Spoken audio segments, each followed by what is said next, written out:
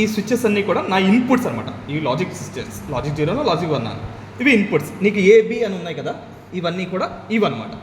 So ఇప్పుడు మనం input ఇస్తూ అవుట్పుట్ అది వస్తుందా రావట్లేదా అనేది చెక్ చేసుకుంటాం. 2 ఇన్పుట్స్ కాబట్టి 2 వైర్స్ పెట్టుకున్నాను, ఇట్స్ ఎనఫ్.